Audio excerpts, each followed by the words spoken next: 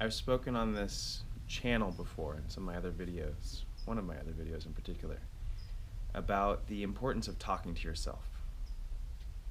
And it's something that I find huge benefit from doing. And also something that sometimes challenges me.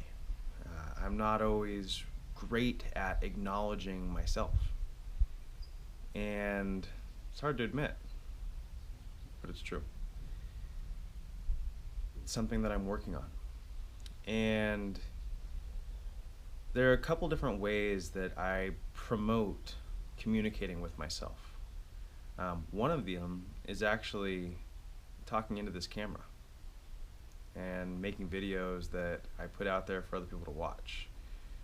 And it's very cathartic for me to just go through my process and tell my story into the camera. And maybe somebody else gets benefit from it, but I know I do. Another way is through journaling. I journal every morning. And this morning, when I started journaling, I really didn't know what to write. And so when that happens, I tend to go into kind of a meditative place, which is pretty easy for me that early in the morning, and I actually journal directly after meditating in the morning, each morning. And so I wrote, "How are you?" question mark.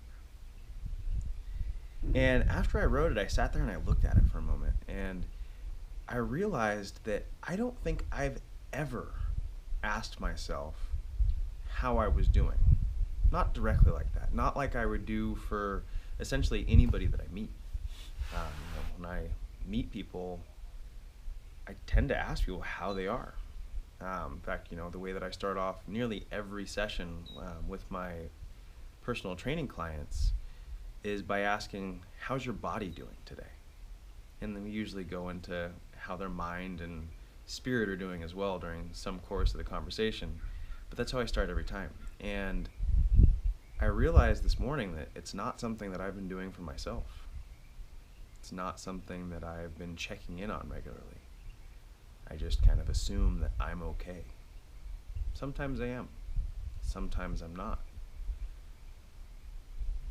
This morning when I asked that question to myself, I realized that I've been feeling really overwhelmed. I've had a lot of stuff going on, and I hadn't been acknowledging that feeling.